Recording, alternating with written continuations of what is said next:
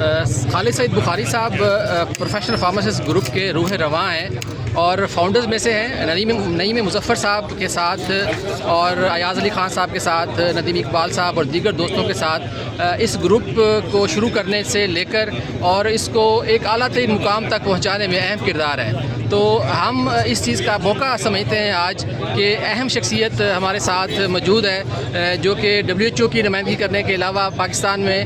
Top سے top عہدوں پر وہ رہے ہیں اور جو ان کے تعین ہو سکتا تھا پروفیشن کی خدمت کرتے رہے ہیں. تو آج ہم ان سے پوچھیں گے کہ اتنے محنت کرنے کے بعد بھی ابھی جو کابینہ منتخب ہونے جا رہی ہے اور اس کے جو چیلنجز ہیں، آج ہم AI کے زمانے سے گزر رہے ہیں اور فارمیسی پروفیشن بھی نئے چیلنجز کا سامنا کرنے جا رہا ہے. پاکستان میں خاص طور پہ کمیونٹی فارماسسٹ اور جو خاص طور پہ انڈسٹریل فارماسسٹ بہت سے چیلنجز سے گزر رہا ہے. تو اس حوالے سے ہم ان سے پوچھیں گے کہ نہیں، کیونکہ خالد سعید بخاری صاحب کیونکہ تھنک ٹینک ہیں پروفیشنل فارماسسٹ گروپ کا، اور اللہ تعالیٰ ان کو صحت دے. اور پہلے تو ہم اس کی صحت کے لیے دعا گو ہیں سارے دوست، اور اللہ تعالیٰ ان کو اور نوجوان رکھے. سر، ہم آپ سے پوچھنا چاہیں گے کہ ابھی جو موجودہ کابینہ آ رہی ہے اور اس میں انشاءاللہ آپ کامیاب بھی ہو رہے ہیں، تو خاص طور پہ جو فیوچر کے چیلنجز ہیں فارماسسٹ کمیونٹی کی بہتری کے لیے، اس پہ آپ کیا کہیں گے آپ؟ سب سے پہلے تو میں اللہ کا شکر ادا کرتا ہوں کہ لوگوں نے اس الیکشن پہ اعتماد کا اظہار کیا اور اتنی تیز بڑی تعداد میں لوگ یہاں پہ اکٹھے ہیں اور بڑی خوبصورت لوگ اکٹھے رونق لگی ہوئی ہے. چاہے وہ ووٹ پروفیشنل گروپ کو دیں یا اس کے اپوننٹ کو دیں، لیکن پروفیشن کے لیے تو تڑپ پیدا ہو رہی ہے نا. کچھ نہ کچھ ان کے محسوس ہو رہا ہے کہ فارمیسی پروفیشن کے لیے کچھ نہ کچھ کرنا چاہیے. دوسری بات یہ ہے کہ پروفیشنل فارماسسٹ گروپ ہمیشہ میرٹ پہ لوگوں کو سلیکٹ کرتا ہے، نہ کہ اس بنیاد پہ کہ جی کہ ہمارا جو چیلنج ہے، ہمارا سنگل چیلنج ہے، ایک چیلنج ہے صرف، وہ یہ کہ ہر دوائی ایڈمنسٹر ہونے سے پہلے فارماسسٹ سے ریویو. ہر پرسکرپشن جو کسی بھی پیشنٹ نے لینی ہے نا، وہ پہلے ریویو ہو بائی فارماسسٹ. وہ چاہے فارمیسی سے لے رہا ہو، چاہے ہاسپٹل سے لے رہا ہو، اور چاہے وہ فارماسیوٹیکل انڈسٹری میں بن کے آ رہا ہے. بیسیکلی کوالٹی جو ہے دوائی میں وہ آخر پر ٹیسٹ نہیں ہوتی، بلکہ جب دوائی بننا شروع سے پہلے کوالٹی اس میں بلڈ کی جاتی ہے. اور اسی کو سمجھتے ہوئے ہم سمجھتے ہیں کہ پورا نظام جو ہے، اب گورنمنٹ آف پاکستان کو کہہ لیجیے کافی کچھ اس میں ہمارے مطالبات میں مانا ہے، لیکن ہنوز دور است والی بات ہے کہ وہ ان کو میرے خیال میں جو ایکچوئل رول ہے فارماسسٹ کا وہ یہاں پہ اجاگر نہیں ہو سکا. بیسیکلی اس کا فائدہ فارماسسٹ کو نہیں ہے. میں تو ہمیشہ کہتا ہوں کہ یہ پیشنٹ کے لیے ہے، پیشنٹ کے فائدے کے لیے ہے، پبلک کے فائدے کے لیے ہے، تاکہ لوگوں کو اچھا ٹریٹمنٹ ملے، لوگ ٹھیک ہو سکیں. اب یہاں پہ لوگوں کو ادویات دی جاتی ہیں، لیکن وہ ادویات بہت زیادہ آپس میں بھی انٹریکٹ کر رہی ہوتی ہیں. یا ایک ہی پیشنٹ جو ہے، جیسے میں خود بھی پچھلے کچھ عرصے میں بیمار رہا ہوں اور مجھے کافی انٹریکشن رہی ہے سارے دوست ڈاکٹرز فزیشنز کے ساتھ، جس میں نیفرولوجسٹ بھی ہیں، جس میں کارڈیالوجسٹ بھی ہیں، جس میں نیورولوجسٹ بھی ہیں. یہ سارے لوگ ہیں، لیکن سارے اسٹینڈ الون ہیں. کوئی ایک بندہ نہیں جو ساری پرسکرپشنز کو دیکھے کہ یہ دوائیاں آپس میں کیا کر رہی ہیں. کیا ایک دوائی کی موجودگی میں اگر میں الفا بلاکر لے رہا ہوں تو کیا الفا بلاکر سے میری آئی سائٹ پہ تو نہیں فرق پڑا؟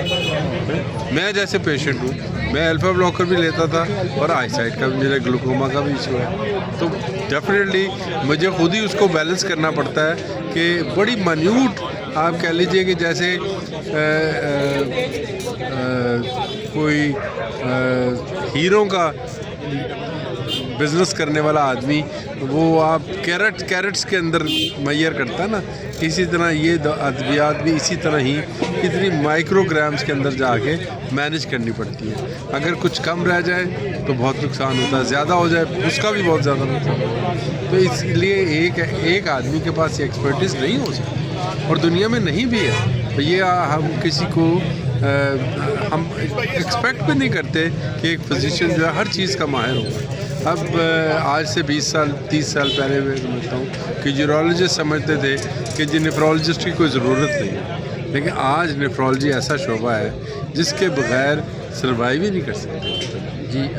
اسی طرح کارڈیالوجی ہے، cardiology itself is a very complicated thing ہے، اٹس انٹرونشنل کارڈیالوجسٹ ہے، بہت ساری چیزیں آ گئی، تو why not they consult pharmacy, اور فارمیسی بھی اسٹیٹ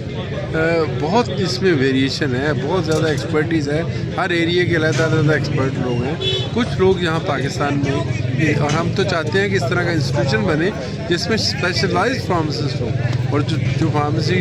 کے اس شعبے میں اگر ہائپر ٹینشن کا تو ہائپر ٹینشن کا ایکسپرٹ ہو، اگر وہ اس کا رینل کا ہے، نیفرولوجی کا ہے تو وہ اس کا ایکسپرٹ ہو فارماسسٹ، اور وہ ڈاکٹرس کو میکسیمم یہ ایسے ہی ہے جیسے آپ کسی بیٹسمین کو بیٹنگ کرنے بھیج دیں اور اس کے پاس بیٹ نہ ہو،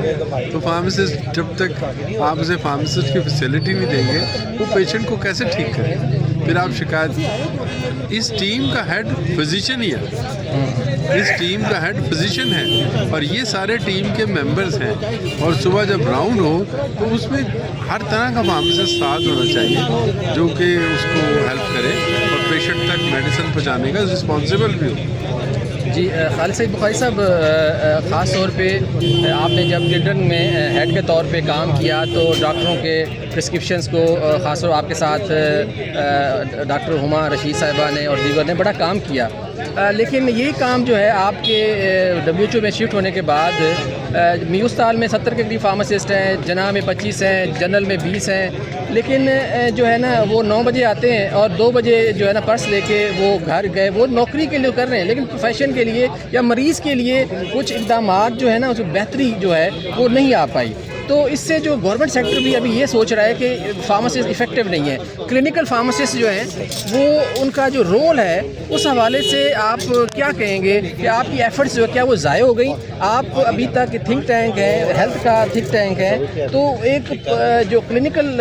سائڈ پہ جو فارماسسٹ کا رول باقی ملکوں میں ہے تو یہاں پہ اس طرح کا نظر نہیں آتا، کمزور آتا ہے آغا خان اور شوکت خانم کو چھوڑ کے۔ جی سر۔ نہیں ایسے دیکھیں نا، ابھی یہ میری ایک سوچ تھی، میرے سے پہلے بھی لوگوں کی سوچ تھی، میں پہلا آدمی نہیں تھا، لیکن میری ایک سوچ تھی، مجھے ایک تجربہ گاہ مل گئی چلڈرن ہاسپٹل، تو میں نے وہاں پہ کچھ پریکٹیکلی کر کے دکھایا، دکھانے سے لوگوں کو بڑی انکریجمنٹ ملی، لوگ ٹرینڈ ہوئے۔ اب وہ سوچ بہت سارے لوگوں میں، میرا خیال ہے کہ اس وقت تھاؤزنڈز میں لوگ ہیں جو اس طرح کی سوچ رکھتے ہیں اور اس طرح کا کام کرتے ہیں، اگر ان کو موقع مل جائے تو وہ ڈیفینیٹلی اسی طرح کا کام کریں گے، اسی طرح کا کام کریں گے۔ جیسے السلام علیکم جاوید صاحب، کتنے چلانا جی فی الحال چینل سے؟ جی جی جی جی جی جی ہم گفتگو کا سلسلہ جو ہے مزید بھی جاری رکھتے ہیں، اور یہاں سے ہم کلینکل فارماسسٹ کی سر بات تشریف رکھیں سر آپ۔ اب آپ دیکھیں نا اس وقت ایک کریٹیکل ٹیم جو ہوتی ہے نا ریکوائرڈ کسی کام کو کرنے کے لیے، ایک کور ٹیم بنتی ہے۔ اس وقت ہمارے جو دوست فارماسسٹ ہیں جیسے عمر بھٹا کی سربراہی میں وہاں پہ ہیں،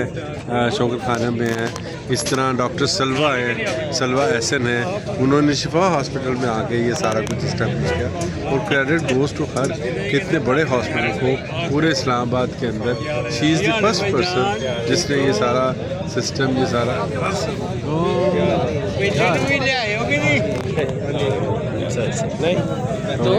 یہ شروع کیا۔ اس طرح کراچی میں صبرہ ہیں، اس میں وہ اپنے شمیم صاحب ہیں، شمیم رضا صاحب ہیں آغا خان کے اندر، اور سب سے بڑی بات کہ اس میں لطیف شیخ صاحب تھے جو ایک سوچ کے ساتھ انہوں نے یہ پودا لگانے اس طرح اس سائٹ کے اوپر وہ پریکٹیکلی کام کر کے دکھایا۔ یہ نہیں ہے کہ یہ ہوا میں ہے، کلیم ہے، لیکن ایسا کیا۔ اور آج بھی ہم گورنمنٹ کو یہ کہتے ہیں کہ اگر وہ یہ ٹوٹلی کلینکل فارمیسی شروع کرے، ایٹ لیسٹ پنجاب گورنمنٹ جو ہے جو کہ ہمیشہ ہر کام میں سب سے زیادہ جی جی جی جی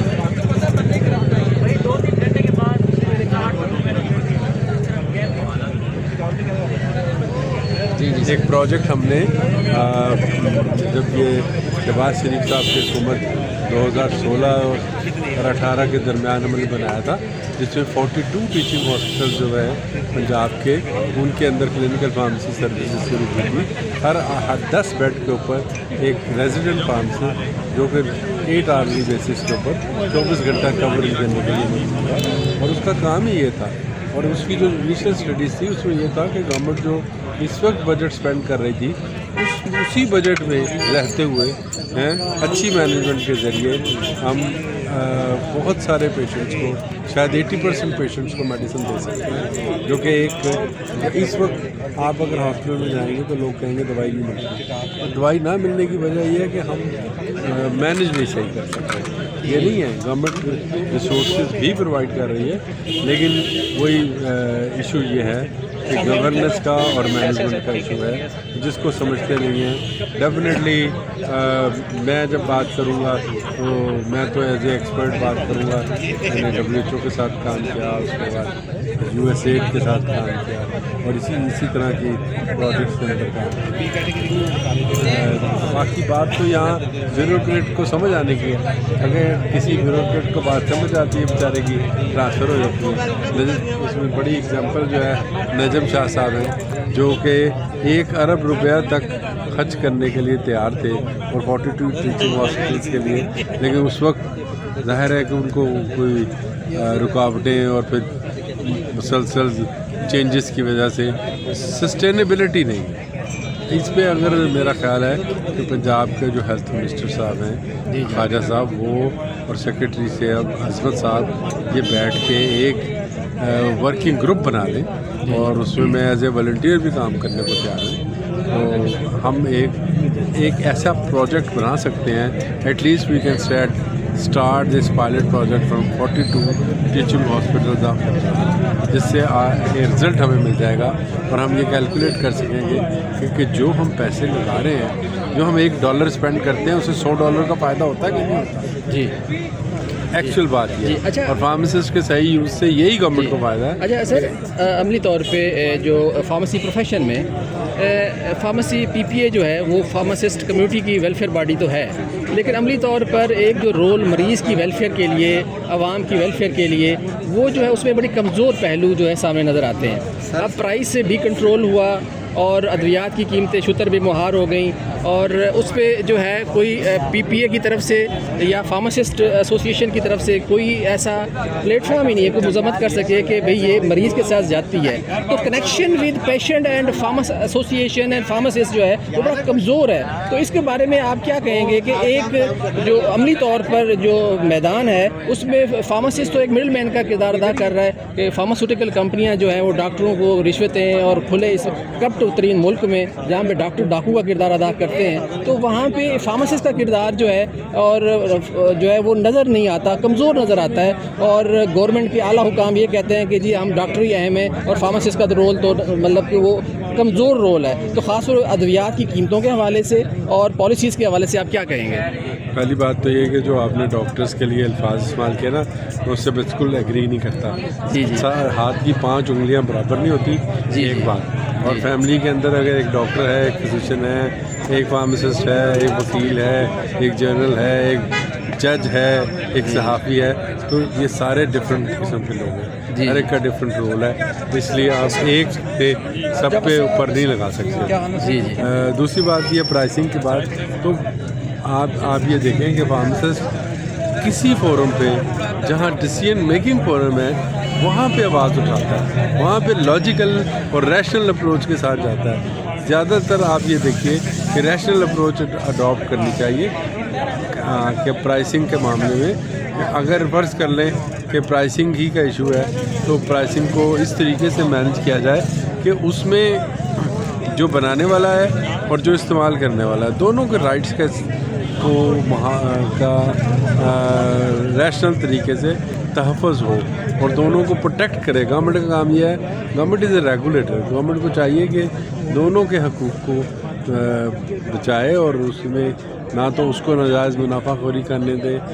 بنانے والے کو، اور نہ ہی پیشنٹ کو ایکسپلائٹ ہونے دے کہ پیشنٹ ایکسپلائٹ ہو جائے. اس سے میرا خیال ہے جتنا مریض इरेशनल मेडिसिन से, यानी कि जो दवाइयाँ उसको नहीं चाहिए होती वो उसको प्रिस्क्राइब की जाती हैं जस्ट टू बेनिफिट दी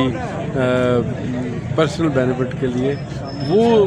वो ज़्यादा नुकसानदेह है और उसके ख़िलाफ़ हम हर वक्त आवाज़ भी उठाते हैं। और इसी तरह प्राइसिंग के लिए भी आपको पता है कि मैं तो हमेशा ही रैशनल अप्रोच का कायल हूँ, और यहाँ नहीं किसी भी फोरम पे हमेशा यही कहा कि रैशनल अप्रोच होनी चाहिए और दवाई की क्वालिटी अच्छी होनी चाहिए। हमेशा आपके साथ भी मुख्तलिफ दफ़ा बात हुई है कि जी दवाई की क्वालिटी पे कोई कम्प्रोमाइज़ नहीं, मतलब अगर हमें 100% दवाइयाँ इंपोर्ट भी करनी पड़े तो फिर भी, क्योंकि जो दवाई मरीज़ ठीक होने के लिए खा रहा है उसको उससे ठीक होना चाहिए। अल्लाह का शुक्र है कि पाकिस्तान में ये सूरत हाल नहीं है। पाकिस्तान में बहुत अच्छी फार्मास्यूटिकल इंडस्ट्री बहुत तेज़ी से और बहुत अच्छे तरीके से तरक्की भी कर रही है और लोग बड़ी कंप्लाइंस की तरफ, सेल्फ कंप्लाइंस की तरफ जा रहे हैं, नॉट गवर्नमेंट की तरफ जैसे। और अच्छी अब काफ़ी सिचुएशन चेंज हो गई है। इफ़ आई कंपेयर विद 2007 तो आज बहुत सारी कंपनियाँ जो हैं, एक मिनट स्टॉप। बढ़िया